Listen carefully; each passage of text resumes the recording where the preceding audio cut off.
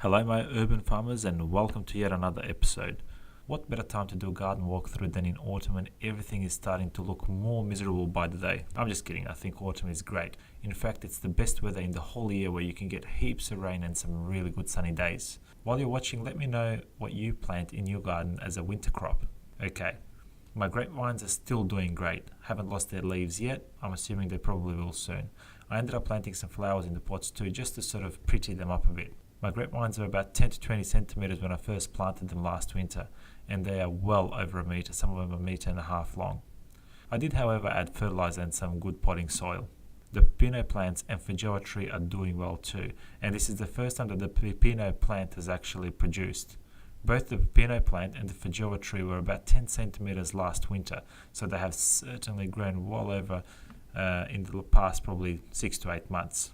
I have pulled out all of the corn, melons, tomatoes out of my garden beds and started planting lettuce and other greens for the winter. I think in these garden beds I have lettuce, spinach, various root vegetables, civet beet and a few others that I can't even remember.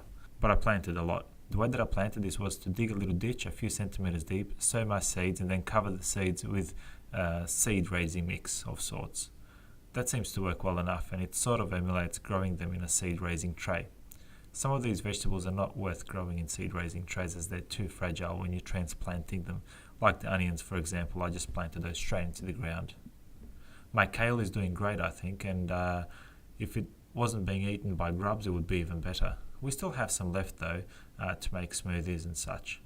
I really like the butterflies flying around, then I realised they're the ones that are actually eating my greens, so I like them a little bit less now, I suppose. In my spring onion bed, there were obviously spring onions, but then I also added some freshly sowed onions, so I just spread seeds around. And by the time spring onions are gone, the red onions, which have been sowed, will be good enough to eat, so very much looking forward to that. The cherry tree that I planted from bare root is doing very well as well. It does have some bug damage, which we can sort of sort down the track, but otherwise it's doing great. I did a bit of research before plonking it into the ground, and it looks like that it doesn't like wet feet. So what that means, it doesn't like a lot of water around its root system. So I planted it in a raised garden bed, and that way the water drains away and the tree will be more happier, and it seems to be pretty happy. One of the most surprising things in the garden that did extremely well were the pumpkins. I think we've had 40 kilos or so from one plant. I can only describe this vine a very smart vine. Every few meters it ends up releasing some roots, so it's essentially a new plant every few meters and self-sustaining. So down the track you could probably cut off half the plant and the other half would survive quite easily. The celery garden bed is going absolutely crazy. I don't think we can even eat as much celery as we're producing at the moment. So my mum comes around and takes some frequently. I also try to give some to my friends and family whenever I can. But the thing is, the more you cut, the more that it comes back. The pepper and eggplant garden bed is not doing too well. I'm not happy with it this year at all. Not sure what's gone wrong here, but maybe there's not enough organic material or not enough nutrients. Either way, I'm not too happy with it and I'll be pulling it out pretty soon. The greens bed is doing really well though, and this bed I didn't even put any effort into it. It seems like things just take care of themselves. I mean, we've got parsley for days and enough sage, thyme and mint to last a lifetime. Here's a little update on my hydroponic setup.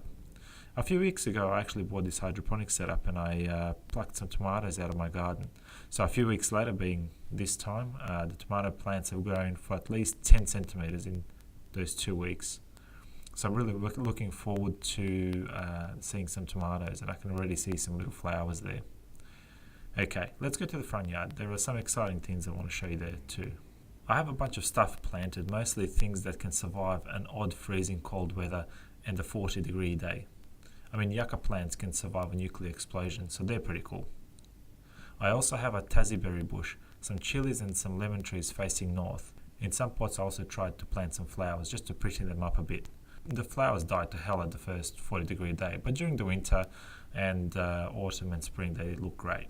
On the west facing wall we have some more yuccas, a mandarin tree whose leaves have fallen off. I forgot to water it a few days in a row when it was really hot and it started shedding leaves like crazy. I'm hoping that it will recover soon though. I also have some other plants such as the rosemary, lemon, and I have also sown some flower seeds. Some cottage mix that I bought from eBay, so who knows what's actually going to spring up. On the other side of the house I have some boysenberry vine which was cut down vigorously. I love this berry because it's very sweet and it's a great little snack. I had some this summer. I had this in front of the house, but I just ended up moving it on the side of the house as it just got a little bit too messy. In the front yard I have a few trees. The one on the left is a 3-way grafted apple tree. This will have 3 types of apples on it someday. Quince is the lucky middle, and the third is the almond tree. Both quince and almond had actual fruit sets this spring and halfway through summer, but because it didn't have enough nutrients to sustain fruit, the fruit set actually just dropped off. Okay, let's go back and check out what we have planted next to the driveway. On the 30 centimetre soil that I have available next to the driveway, I've planted some grapevines. I actually had a few grapes this year, which was great, and they were really sweet. They were white grapes. I'm still waiting to see if I've got any red grapes there. I mean, that's what happens when you take random cuttings from people and just plonk them into the ground. Anyway, I think that's all that I have for this garden tour. Hopefully I can do another one in a week or two just so you can see some progress with the new things that I've planted. I wish I could have shown you when I was actually throwing these seeds into the ground when I was planting stuff, but it was a Saturday when the weather just turned so quickly. I didn't have time to play around with the camera while working. I just wanted to get this thing into the ground so they can start growing. I hope you enjoyed this content, and if you did, consider subscribing if you haven't already. Push the thumbs up button or thumbs down. Let me know what you think. Thank you, and see you in the next video.